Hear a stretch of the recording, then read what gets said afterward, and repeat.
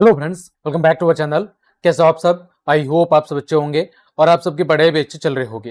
तो प्यारे विद्यार्थियों, कक्षा अच्छे हैं सामाजिक विज्ञान की सीरीज में आज हम बात करेंगे अध्याय 4, जिसका नाम है इतिहास की समय रेखा एवं उसके स्रोत। उसके अभ्यास के समस्त प्रश्नों के उत्तर हम आज की इस क्लास के अंदर जानेंगे।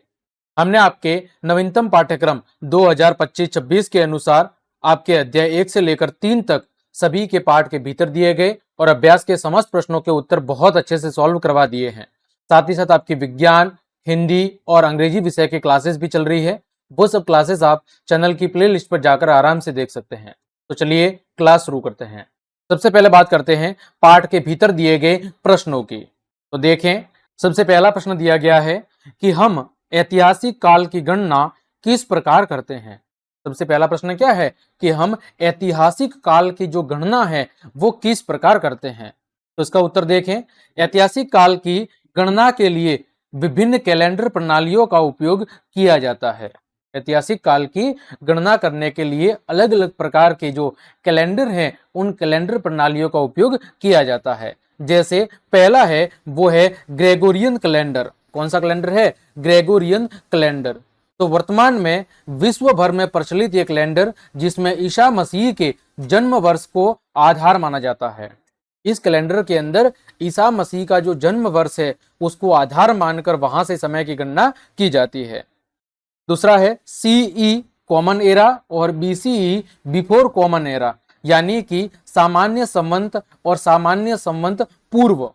ठीक है, इसको हिंदी में क्या कहेंगे? सीई को हिंदी में कहेंगे सीई, इसको हिंदी में कहेंगे सामान्य संवत। क्या कहेंगे? सामान्य संवत। और बीसीई, बीसीई इसको कहेंगे सामान्य संवत पूर्व। ठीक है, यानी बीसी कब होगा? ईसा के जन्म से पूर्व, और सीई सामान्य संवत यानी ईसा के जन्म के बाद। तो ईसवी सन के बाद और पूर्व के वर्षों को दर्शाते हैं। कौन? सीई। सीई मतलब सामान्य संवत, जो ईसवी सन के बाद यानी ईसा के जन्म के बाद के वर्षों को दर्शाता है। और जो बीसीई है वो ईसा के जन्म के वर्ष से पूर्व के वर्षों को दर्शाता है। ठीक। तीसरी पद्धति है वो है भारतीय पंचांग। तो चंद्र सौर गणना पर आधारित यानी चंद्रमा और सूर्य की गणना पर आधारित, जिसमें तिथियां और त्योहार क्या होते हैं? निर्धारित होते हैं। ज्यादातर जो हिंदू त्योहार है वो चंद्रमा की तिथियों के आधार पर ही क्या होते हैं? निर्धारित होते हैं। इसी तरह शताब्दी यानी 100 वर्षों का समय और सहस्राब्दी यानी 1000 वर्ष जैसे बड़े कालखंडों का भी उपयोग किया जाता है। यानी ऐतिहासिक काल की गणना करने के लिए हम अलग अलग तरीकों का उपयोग करते हैं, जिसमें हमने जाना ग्रेगोरियन कैलेंडर जो ईसा मसीह के जन्म के वर्ष पर आधारित है। फिर हमने देखा सीई और बीसीई। तो ईसा के जन्म से पहले का जो समय है वो बीसीई में मानते हैं, और ईसा के जन्म के जो बाद का समय है उसको हम सीई यानी सामान्य संवत के अंदर मानते हैं। इसी तरह हम भारतीय पंचांग का भी उपयोग करते हैं, जिसमें चंद्रमा और सूर्य की गणनाओं पर आधारित तिथियां और त्योहारों को हम क्या करते हैं? निर्धारण करते हैं। इसके अलावा हम शताब्दी वर्ष और सहस्राब्दी वर्ष का उपयोग भी ऐतिहासिक काल की गणना करने के लिए किया करते हैं। ठीक, आगे बढ़े। दूसरा, इतिहास को समझने के लिए विभिन्न स्रोत हमारी किस प्रकार सहायता कर सकते हैं। प्रश्न क्या कह रहा है कि इतिहास को समझने के लिए जो अलग अलग स्रोत हैं वो हमारी किस प्रकार सहायता कर सकते हैं। तो देखो, इतिहास के जो स्रोत हैं उसको जनरली 3 कैटेगरी के अंदर बांटा सकता है। ठीक है, कितनी कैटेगरी में बांट सकते हैं? जनरली 3 बड़ी कैटेगरी के अंदर हम बांट सकते हैं। जैसे पुरातात्विक स्रोत, इसमें मूर्तियां, सिक्के, उपकरण, शिलालेख, ये सारी जो चीजें हैं वो कौन सी सामग्री है? वो पुरातात्विक स्रोत है। फिर दूसरी जो सामग्री है वो है साहित्यिक स्रोत, जिसमें वेद, महाकाव्य, यात्रा वृत्तांत, विदेशी विवरण, ये सारी चीजें आपके साहित्यिक स्रोत के अंतर्गत आती है। और तीसरा जो स्रोत है वो है मौखिक स्रोत, जिसमें लोकगीत, लोक कथाएं, हमारी परंपराएं, रीति रिवाज, ये सब क्या है? ये मौखिक स्रोत है। तो ये जो इतिहास को समझने के स्रोत है वो हमें इतिहास की घटनाओं, इतिहास की संस्कृति और जीवन शैली के बारे में क्या करते हैं? जानकारी प्रदान करते हैं। यानी इतिहास के जितने भी स्रोत हैं वो सारे के सारे स्रोत इतिहास की विभिन्न घटनाओं, इतिहास की संस्कृति और पुरानी जीवन शैली के बारे में क्या करते हैं, हमें जानकारी प्रदान कराते हैं। इस तरह इन स्रोतों के माध्यम से हम हमारे इतिहास की पुरानी घटनाओं, पुरानी संस्कृति, पुराने रीति रिवाज, पुरानी जीवन शैली, इन सभी चीजों के बारे में हम आसानी से जानकारी प्राप्त कर सकते हैं। अगला प्रश्न है कि जो आदि मानव है वो किस प्रकार रहते थे। प्रश्न क्या है, आदि मानव किस प्रकार रहते थे। तो देखो, आदि मानव शिकारी संग्राहक थे, यानी वो शिकार करते थे, भोजन को इकट्ठा करते थे शिकार करके, और फिर उसका क्या करते थे, भोजन के रूप में सेवन करते थे। यानी वो कुल मिला के किस पर निर्भर थे, वो कुल मिला के प्रकृति पर निर्भर थे। वे छोटे समूहों में गुफाओं या शैलाश्रयों में रहते थे। वो किस में रहते थे, वो गुफाओं के अंदर या चट्टानों से बने हुए जो आश्रय थे उसके अंदर वो रहा करते थे। अग्नि का उपयोग पत्थर के उपकरण बनाना, शैल चित्रों के माध्यम से अभिव्यक्ति करना उनकी प्रमुख विशेषताएं थी। यानी वो अग्नि का उपयोग करते थे भोजन पकाने के लिए, पत्थर से बने उपकरणों का उपयोग शिकार करने के लिए करते थे, और वो चट्टानों पर अलग अलग तरह की शैल चित्र बनाते थे, आकृतियां बनाते थे, जिसके माध्यम से वो अपनी उस समय की जीवन शैली, उनके जो भी परंपराएं रीति रिवाज थी उनको वो क्या करते थे, व्यक्त करते थे। हिम युग के बाद कृषि और पशुपालन की शुरुआत हुई, जिससे स्थायी निवास क्या हुआ, संभव हुआ। और हिम युग के बाद में धीरे धीरे आदिमानव ने कृषि और पशुपालन की शुरुआत हुई, और जिससे आगे चलकर उनका जो स्थायी निवास है वो क्या हुआ, संभव हुआ। तो ये सारी चीजें हैं आदिमानव के बारे में, वो किस प्रकार रहते थे और किस प्रकार अपना जीवन यापन किया करते थे। आगे हैं, आइए विचार करें पेज संख्या 60 पर दिए गए प्रश्न। पहला प्रश्न है, आपके अपने अतीत की सबसे पुरानी स्मृति कौन सी है। आपकी आपने अतीत का मतलब जो पुराना समय है उसकी जो पुरानी स्मृति है, स्मृति का मतलब जो याद है वो कौन सी है, और क्या आपको याद है कि उस समय आपकी आयु क्या थी। जिस समय की आपको वो याद या स्मृति आपके मन मस्तिष्क के अंदर छाई हुई है उस समय आपकी आयु कितनी थी। संभवतः 5 या 6 वर्ष पूर्व तक की यह सभी स्मृतियां आपके अतीत का हिस्सा है। क्या कह रहा है कि आज से वर्तमान से जो 5 या 6 वर्ष पूर्व की जो भी घटनाएं हैं, जो भी स्मृतियां हैं, आपकी जो यादें हैं वो आपके अतीत का एक हिस्सा है। तो देखें इसका उत्तर, हो सकता है आपकी यादें, आपकी स्मृति अलग हो, तो आप अपने अनुसार भी इसका उत्तर लिख सकते हैं। मैंने यहाँ पर एक साधारण उत्तर देने की कोशिश की है। तो मेरी सबसे पुरानी स्मृति तब की है जब मैं लगभग कितने वर्ष का था, 4 साल का था। मुझे याद है कि मैं बैठक कक्ष में अपने खिलौनों के साथ खेलता था और अपने परिवार के साथ मस्ती किया करता था। ऐसा लगता है कि यह बहुत समय की बात है, लेकिन यह मेरे अतीत का एक बहुत ही खास हिस्सा है। तो इस तरह आप अपनी जो भी यादें हैं वो आप यहाँ पर लिख सकते हैं।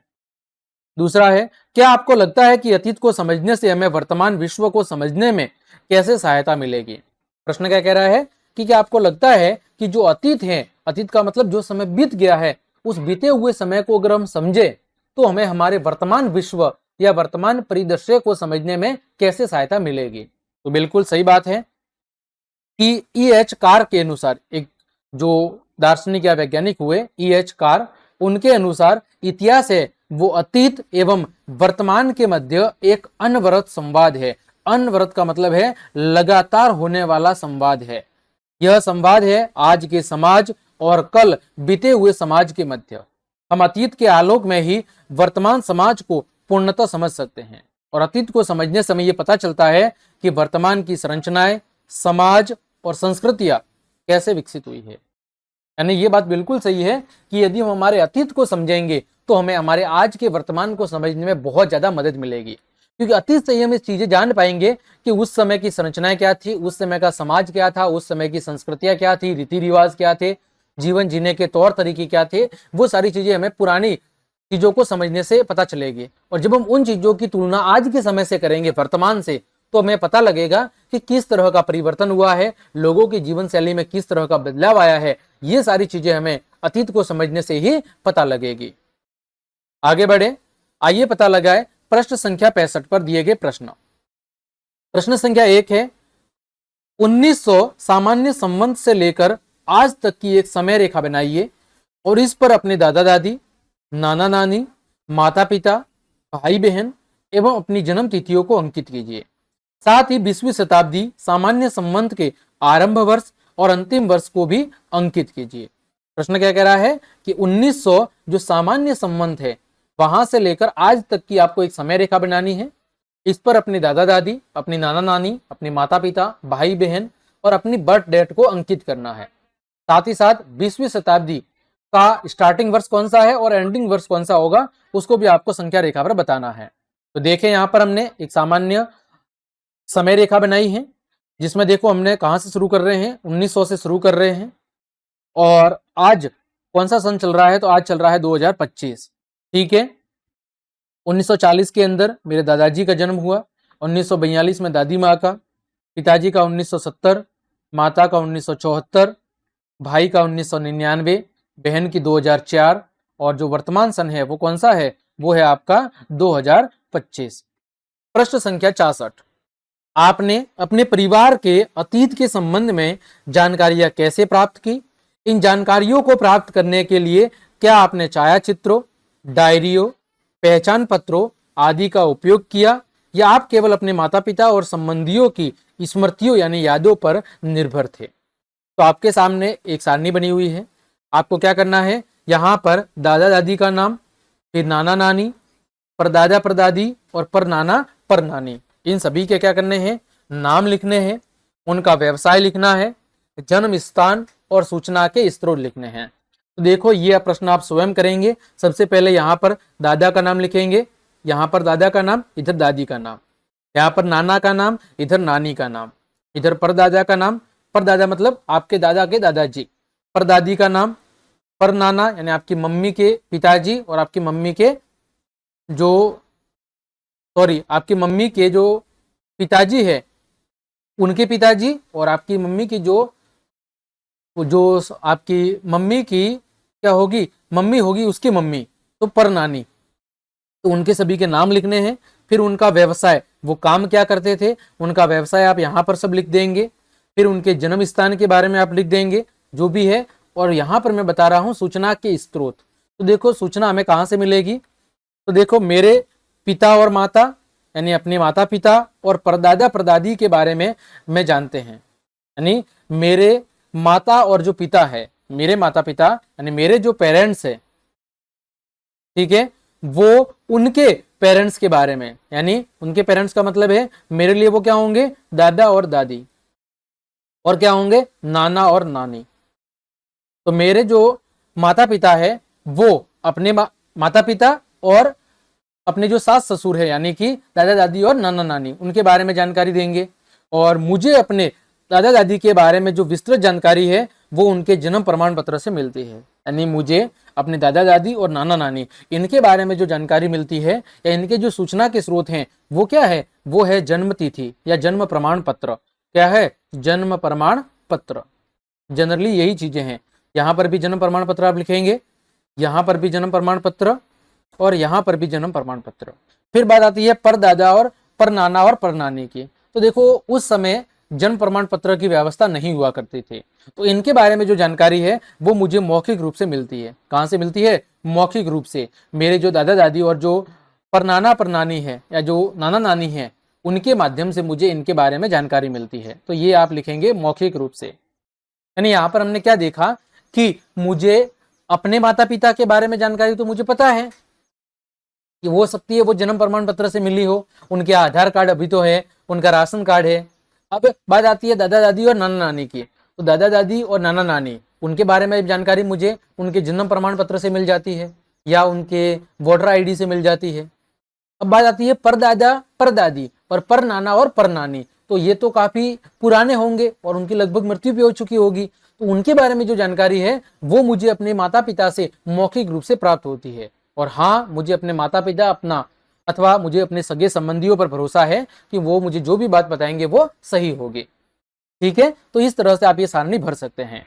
आगे देखो पेज संख्या 67 पर, क्या आपने कभी अपने घर अथवा आसपास पुराने सिक्कों, पुस्तकों, वस्त्रों, आभूषणों अथवा बर्तनों को देखा है?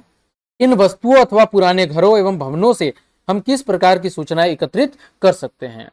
प्रश्न क्या कह रहा है, क्या आपने अपने घर और अपने आसपास पुराने पड़े हुए सिक्कों, पुरानी पुस्तकें, पुराने वस्त्र, पुराने आभूषण या बर्तनों को देखा है? और इन चीजों से आपको क्या सूचनाएं, क्या जानकारी प्राप्त होती है? तो देखें, हाँ, घर के आसपास दिखने वाली ये सारी चीजें परिवार के पिछले इतिहास को बताती है। जैसे पुराने सिक्के बताते हैं कि वो किस साल बने थे और किस सामग्री से बने हुए हैं। पुरानी किताबें उस युग के ज्ञान, संस्कृति और फैशन के बारे में बताती है, जबकि कपड़े, आभूषण और बर्तन हमें उस युग के बारे में बताते हैं कि उस समय कपड़ों की कैसी परंपरा थी, कपड़े किस तरह से पहने जाते थे, किस तरह के आभूषण होते थे, किस तरह के बर्तन काम में लिए जाते थे, किस बर्तन का क्या यूज होता था। इस तरह की सारी चीजें हमें पता चलती है। उस काल की वास्तुकला, उस काल की सामग्री की गुणवत्ता के बारे में, पुराने घरों या इमारतों से हमें उस काल की वास्तुकला के बारे में पूरी जानकारी प्राप्त होती है कि उस समय घर या इमारतें किससे बनती थी, सामग्री की गुणवत्ता क्या होती थी, जल निकासी कैसे होती थी, शौचालय कैसे होते थे, स्नानाघर कैसे होते थे, आपके शमशान घाट कैसे होते थे। ये सारी चीजें हमें कहाँ से मिलती है? पुराने घरों या इमारतों से ही प्राप्त होती है। ठीक, आगे बात करें प्रश्न संख्या 68 और 69। नीचे इस इतिहास के स्रोतों से संबंधित कुछ चित्र दिए गए हैं। ये वस्तुएं कौन कौन सी है और आपके अनुसार क्या दर्शाती है? चित्र के सम्मुख दिए गए स्थान में वस्तु से संबंधित प्राप्त जानकारी लिखनी है। जैसे यहाँ पर अलग अलग चित्र है। पहला चित्र आपका सिक्के का है, दूसरा चित्र किसी कलाकृति का है या स्थलाकृति का है, जो हो सकता है किसी पत्थर पर या किसी दीवार पर उकेरी गई हो, और तीसरा है वो है आपका अशोक स्तंभ है ना। तो देखें इन तीनों से बारे में क्या जानकारी प्राप्त करती है। सबसे पहले बात करें सिक्कों की, तो यह गुप्त राजवंश के समय का सोने का सिक्का है। इसके राजवंश का? गुप्त राजवंश के समय का। और यहाँ पर सम्राट समुद्रगुप्त का सिक्के पर वीणा बजाते हुए दर्शाया गया है। यहाँ पर सम्राट चंद्रगुप्त को, यहाँ पर जो चित्र है वो कौन है? सम्राट समुद्रगुप्त है, और उनको सिक्के पर वीणा बजाते हुए बताया गया है। दूसरा आपका जो चित्र है यहाँ पर, वो एक हीरो स्टोन अथवा पत्थर की छवि है। ठीक है, पत्थर के ऊपर उकेरी गई कलाकृति है। और इस चित्र से देखकर क्या पता चलता है कि यह खूबसूरती से एक नक्काशीदार पत्थर है और एक युद्ध में एक नायक की तरह एक व्यक्ति की बहादुरी और साहस को यह पत्थर दर्शा रहा है। तीसरा है वो है आपका अशोक साम्राज्य की विजय का स्मारक है ना। और यह अशोक की शक्ति, साहस और आत्मविश्वास और गर्व को दर्शाता है, जो भारत के उत्तर प्रदेश में सारनाथ संग्रहालय के अंदर अभी वर्तमान में प्रदर्शित है। आगे बढ़े हम, आइए पता लगाए पेज संख्या 70 पर। ऊपर दिए गए चित्र में शैलाश्रय यानी कि पत्थर के ऊपर बने हुए आश्रय में आरंभिक मानव से संबंधित कुछ गतिविधियों को देखिए। आप इनमें से किस किस गतिविधि को पहचान सकते हैं? प्रत्येक का संक्षिप्त विवरण देना है। तो देखें यहां पर क्या क्या चित्र दिख रहा है, इसके बारे में आपको जानकारी देनी है। तो सबसे पहले कला का निर्माण। कुछ लोग पत्थर आश्रय या आवास की दीवारों पर चित्रण कर रहे होंगे। प्रारंभिक मनुष्यों ने खुद को अभिव्यक्त करने या अपने जीवन के बारे में कहानियां बताने के लिए इस कला का निर्माण किया होगा। जो क्या करते थे, जो अपनी जीवन शैली या उस समय की जो स्थिति थी उसको पत्थरों के ऊपर या घर की दीवारों के ऊपर वो उकेरा करते थे। फिर अगला है वो है खाना पकाना। जहां वे खाना पकाते हैं वहां आग हो सकती है। खाना पकाने, गर्म रहने और जंगली जानवरों से खुद को बचाने के लिए उस समय आग जरूरी थी। फिर अगला हो सकता है औजार बनाना। आदि मानव पत्थरों से औजार बनाते थे। वे काटने या शिकार करने के लिए पत्थरों को नुकीला भी बनाते थे। इसके अलावा शिकार, कुछ प्रारंभिक मनुष्यों को भोजन के लिए जानवरों का शिकार करने के लिए भाले या धनुष जैसे औजारों का उपयोग करते हुए भी यहाँ पर दिखाया गया है, और यह उनके अस्तित्व यानी जीवन यापन के लिए बहुत ज्यादा महत्वपूर्ण था। फिर इकट्ठा करना, तो दूसरे लोग जलीय जीव जंतुओं को इकट्ठा कर सकते थे। प्रकृति से भोजन इकट्ठा करना उनके दैनिक जीवन का एक बहुत बड़ा हिस्सा हुआ करता था। तो ये सारी चीजों की जो जानकारी है वो हमें इस चित्र से प्राप्त होती है। प्रश्न संख्या 71 पर पाठ्य पुस्तक में दिए गए चित्र का अवलोकन कीजिए। यह कुछ सहस्राब्दी पूर्व, यानी सहस्राब्दी का मतलब है 1000 वर्ष, यानी कुछ 1000 वर्ष पूर्व के कर्षक समुदाय की गतिविधियों को प्रदर्शित करता है। इन गतिविधियों को सूचीबद्ध कीजिए जिनकी आप पहचान कर सकते हैं कि यहाँ पर क्या क्या चीजें आपको दिखाई दे रही है। तो देखें यहाँ पर हम देख रहे हैं कि कुछ व्यक्ति अपने रहने और भोजन को सुरक्षित रखने के लिए झोपड़ी बना रहे हैं। कुछ लोग झोपड़ी बना रहे हैं, कुछ व्यक्ति भोजन का उपयोग करके भोजन पका रहे हैं। वे बड़े हो गए हैं या फिर एकत्रित हो गए हैं। ठीक है, फिर कुछ व्यक्ति पालतू जानवरों जैसे गाय, भैंस, भेड़, कुत्ते या और अन्य की देखभाल कर रहे हैं। इसके अलावा कुछ लोग फसल काट रहे हैं और परिवार और समुदाय के सदस्य कुछ लोग आपस में बातचीत भी कर रहे हैं, एक साथ काम कर रहे हैं और कुछ खेल का आनंद भी ले रहे हैं। ठीक है, आगे बात करें अभ्यास प्रश्नों की। अभी तक हमने जो प्रश्न डिस्कस किए वो पाठ के भीतर अलग अलग पेज नंबर पर दिए गए थे। अब बात करते हैं हम अभ्यास प्रश्न की। देखें, जो कि पृष्ठ संख्या 74 पर दिए गए हैं। पहला प्रश्न है, एक परियोजना के रूप में अपने आसपास उपलब्ध इतिहास के स्रोतों का उपयोग करते हुए अपने परिवार, यदि आप गांव में रहते हैं तो गांव का इतिहास लिखिए। परियोजना के लिए अपने शिक्षक से मार्गदर्शन हेतु निवेदन कीजिए। क्या करना है, आप जहां पर भी रह रहे हैं आपके आसपास उपलब्ध जो भी इतिहास के स्रोत हैं उनका अध्ययन करना है अथवा उनका उपयोग करता है, और उनका उपयोग करते हुए आपको अपने गांव का एक संक्षिप्त इतिहास लिखना है। और इसके लिए आप अपने अध्यापक की मदद ले सकते हैं। हालांकि ये प्रश्न आप विद्यार्थियों को स्वयं करना है, लेकिन मैं उदाहरण के तौर पर इसका उत्तर यहाँ पर बता रहा हूँ कि आप कैसे लिख सकते हैं। तो देखिए, पुरानी तस्वीरें हो सकती है, कोई पुराने दस्तावेज हो सकते हैं, या आपके परिवार की कहानियां हो सकती है।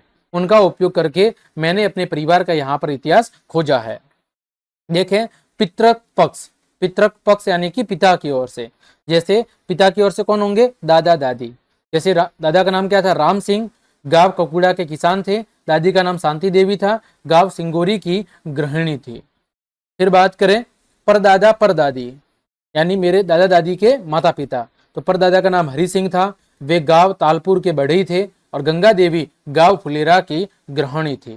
फिर मातृक पक्ष की ओर से यानी माँ की ओर से नाना नानी, तो नाना का नाम था मोहनलाल, गांव रतौड़ी के शिक्षक, और कमला देवी गांव विद्यासराय की गृहिणी। इसी तरह पर नाना और पर नानी, पर नाना का नाम था सूरजमल, गांव मानगंग के व्यापारी, और राधा देवी गांव बुलबुली की गृहिणी।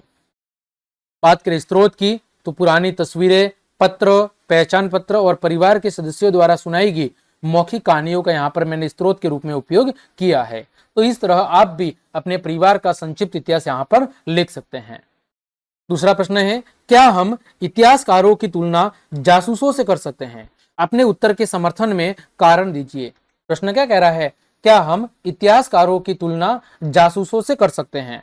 तो बिल्कुल, हम इतिहासकार और जासूस दोनों की तुलना कर सकते हैं, क्योंकि दोनों ही सत्य को उजागर करने के लिए क्या करते हैं, किसी भी चीज की जांच करते हैं अथवा उस पर खोजबीन करते हैं। तो देखिए, एक भाग में लिखा है इतिहासकार, दूसरे भाग में हमने लिखा है जासूस। देखिए, इतिहासकार है ये अतीत की घटनाओं पर काम करते हैं, जो घटनाएं बीत चुकी है, जो घटनाएं पुराने समय में घटित हो सकती है। वही जो जासूस है वो भूतकाल, वर्तमान काल और भविष्य की घटनाओं पर काम करते हैं। ठीक है, पास्ट, प्रेजेंट और फ्यूचर तीनों प्रकार की घटनाओं पर कौन करते हैं काम, जासूस करते हैं। इतिहासकारों द्वारा प्रयुक्त सुरागों को स्रोत कहा जाता है। इतिहासकारों के द्वारा जो सुराग काम में लिए जाते हैं या जो इंफॉर्मेशन काम में ली जाती है उसे स्रोत कहते हैं। वही जासूसों द्वारा इस्तेमाल किए गए सुरागों को क्या कहते हैं, साक्ष्य कहते हैं। इतिहासकार डायरी प्रविष्टियों, मौखिक इतिहास, दस्तावेज आदि का उपयोग करते हैं। वही जासूस डीएनए, अंगुलियों के निशान, खून के धब्बे आदि जैसे सुरागों को उपयोग करते हैं। इतिहासकार स्रोतों का विश्लेषण ऐतिहासिक घटनाओं को समझने के लिए करते हैं। वही जासूस अपराध और अन्य घटनाओं को समझने के लिए अथवा उनके बारे में जानकारी हासिल करने के लिए वे स्रोतों को क्या करते हैं, विश्लेषण करते हैं। तो देखो, दोनों को काम लगभग मिलता जुलता है, लेकिन दोनों का जो उद्देश्य है वो अलग है। इतिहासकार का उद्देश्य है ऐतिहासिक घटनाओं को समझना, उनके बारे में जानकारी देना। वही जासूस का काम है अपराध और उससे जुड़ी हुई घटनाओं का पता लगाना और उनको उजागर करना। ठीक, अगला प्रश्न देखें, प्रश्न संख्या 3, तिथियों के साथ कुछ अभ्यास। समय रेखा पर निम्नलिखित तिथियों को कालक्रम के अनुसार लगाइए। यहाँ पर अलग अलग तिथियां दी हुई है, उनको कालक्रम के अनुसार आपको इस संख्या रेखा पर दर्शाना है। तो देखो, मैं बता दूं, यहाँ पर ये लिखा हुआ है एक संवत, सामान्य संवत, इसको जनरली हम क्या कहेंगे, इसको हम कहेंगे आपका ईसवी सन। क्या कहेंगे, ईसवी सन कहेंगे। और एक लिखा हुआ है पूर्व, यानी कि ईसा पूर्व। ठीक है, ईसा पूर्व सन या ईसा पूर्व सन। ठीक है, तो ये आपको देखो याद रखना है। तो सबसे पहले यहाँ पर क्या आएगा, 1900 ईसा पूर्व, ये एक नंबर पे आ जाएगा 1900 ईसा पूर्व। 2 नंबर पे कितना आएगा, 323 ईसा पूर्व। 323 ईसा पूर्व। 3 नंबर पे आएगा 100 ईसा पूर्व, 100 ईसा पूर्व। 4 नंबर पे आएगा 100 ईस्वी सन, 100 ईस्वी सन। 5 नंबर पे आएगा 323 ईस्वी, ठीक है, 323 ईस्वी। 6 नंबर पे आएगा 1090 ईस्वी और 7 नंबर पे आएगा 2024 ईस्वी, ठीक। तो इस तरह आप यहां पर क्या कर सकते हैं, इस तरह आप यहां पर इन सभी कालक्रमों को इस संख्या रेखा पर दर्शा सकते हैं। यानी कि जो ईसा पूर्व है वो जनरली यहां पर अगर हम 100 या यहां पर कितना माने, यहां पर अगर हम 100 मानेंगे, यहां पर समझ लीजिए हम 0 मान लेते हैं, तो 0 से इधर का होगा वो होगा ईसा पूर्व और इधर का जो होगा वो होगा सामान्य ईस्वी सन। आगे दूसरा देखो कि यदि सम्राट चंद्रगुप्त का जन्म 320 ईसा पूर्व में हुआ होता तो बताइए उनका संबंध किस शताब्दी से था, उनका जन्म बुद्ध के जन्म से कितने वर्ष पश्चात हुआ। प्रश्न क्या कह रहा है कि यदि सम्राट चंद्रगुप्त का जन्म 320 BEC ईसा पूर्व हुआ होता तो बताइए कि उनका संबंध किस शताब्दी से था और उनका जन्म बुद्ध के जन्म से कितने वर्ष बाद हुआ। तो देखो सम्राट चंद्रगुप्त का जन्म 320 ईसा पूर्व में हुआ, इसका मतलब है कि लगभग चौथी शताब्दी 300 से 400 ईस्वी के मध्य इनका जन्म हुआ था, ठीक है। कब हुआ था, चौथी शताब्दी के अंदर। फिर बात करें बुद्ध के जन्म की, तो बुद्ध का जन्म है वो 560 ईसा पूर्व में हुआ था। कब हुआ था, 560 ईसा पूर्व में। इसका मतलब 320 ईस्वी और 560 ईसा पूर्व के बीच का जो समय है वो कितना है, लगभग 879 वर्ष है, ठीक है। कितना है, 879 वर्ष है। यानी चंद्रगुप्त का जो जन्म है वो बुद्ध के जन्म के लगभग 879 वर्ष के बाद में हुआ था। अगला है झांसी की रानी का जन्म 1828 सामान्य ईस्वी सन के अंदर हुआ था, या सामान्य संमत में हुआ। उनका संबंध किस शताब्दी से है, उनका जन्म भारत की स्वतंत्रता से कितने वर्ष पूर्व हुआ। तो देखो झांसी की रानी का जन्म 1828 ईसा पूर्व में हुआ, ठीक है। इसका अर्थ है कि 19वीं सदी 1800 दशक की बात थी और भारत को 1947 के अंदर क्या हुई है, आजादी प्राप्त हुई है। झांसी की रानी का जो जन्म है वो कब हुआ है, वो 1800 ईस्वी के अंदर हुआ है। ये पू नहीं है यहाँ पर, ठीक है। कब हुआ है, 1800 ईस्वी के अंदर। इसका मतलब 19वीं सदी के अंदर इनका जन्म हुआ है और भारत को आजादी कब मिली है, 1947 में। तो 1828 और 1947 के बीच जो वर्षों की संख्या है वो कितनी है, 119 वर्ष है, ठीक है। यानी झांसी की रानी का जो जन्म है वो भारत की आजादी से पहले लगभग 119 वर्ष पहले हुआ था। आगे देखो 12,000 वर्ष पूर्व को तिथि के रूप में बदलना है। तो देखो यदि हम वर्तमान वर्ष कितना माने, 2025 माने, तो 12,000 वर्ष पूर्व ये कितना होगा, 9,976 वर्ष होगा। कैसे गणना करेंगे, 12,000 में से हम यहाँ पर किसको घटाएंगे, 12,000 में से यहाँ पर हम 2025 को घटा देंगे और एक को जोड़ देंगे, तो ये कितना हो जाएगा, 9,976 वर्ष हो जाएगा। क्या करेंगे हम 12,000 में से 2025 को घटाएंगे और एक को जोड़ देंगे, तो ये आएगा 9,976 ईसा पूर्व। कितना आएगा, 9,976 ईसा पूर्व आएगा, ठीक। आगे बढ़े, प्रश्न संख्या 4। किसी निकटतम संग्रहालय के भ्रमण की योजना बनाएं। संग्रहालय की प्रदर्शनियों के विषय में पहले से कुछ जानकारी जुटा लीजिए। इस भ्रमण के दौरान टिप्पणियां तैयार कीजिए। भ्रमण के पश्चात एक संक्षिप्त रिपोर्ट लिखिए और उसमें भ्रमण से जुड़ी हुई स्मृतियों एवं रोचक बातों या घटनाओं को रेखांकित कीजिए। तो देखें यहाँ पर हम भ्रमण की एक रिपोर्ट बना रहे हैं, संग्रहालय भ्रमण रिपोर्ट। संग्रहालय का नाम है राष्ट्रीय इतिहास संग्रहालय और यहाँ पर लिख सकते हैं उस जगह का नाम, जैसे मैंने लिखा है जयपुर। तो राष्ट्रीय इतिहास संग्रहालय का भ्रमण ज्ञानवर्धक और आनंददायक था। मुख्य आकर्षणों में प्राचीन सभ्यताओं पर विस्तृत प्रदर्शनी शामिल थी, जिसमें अच्छी तरह से संरक्षित उपकरण, मिट्टी के बर्तन और वस्त्र प्रदर्शित किए गए थे। इंटरैक्टिव डिजिटल डिस्प्ले ने ऐतिहासिक घटनाओं की एक आकर्षक खोज करने का अवसर प्रदान किया। अप्रत्याशित रूप से मध्ययुगीन कवच और हथियारों पर विशेष प्रदर्शनी विशेष रूप से मनोरम थी, जिससे उत्कृष्ट शिल्प कौशल का पता चला। मूल ऐतिहासिक दस्तावेजों और विविध सांस्कृतिक कलाकृतियों को देखने से अतीत के साथ एक वास्तविक जुड़ाव महसूस हुआ। संग्रहालय में बच्चों के लिए एक मजेदार खंड भी था जिसमें स्वयं करके सीखने वाली गतिविधियां थी। गाइडेड टूर आकर्षक था जिसमें प्रदर्शनियों के बारे में दिलचस्प किस्से और कम ज्ञात तथ्य बताए गए। कुल मिलाकर यह भ्रमण एक बहुत ज्यादा यादगार अनुभव था जिसने विभिन्न ऐतिहासिक कालों और संस्कृतियों के बारे में बहुमूल्य अंतर्दृष्टि प्रदान की। भ्रमण की तिथि 11 मई 2025 थी। तो इस तरह आप अपनी इच्छा अनुसार या आपने जो भी देखा उस दृश्यों के आधार पर एक रिपोर्ट आप बना सकते हैं। आगे बात करें प्रश्न संख्या 5।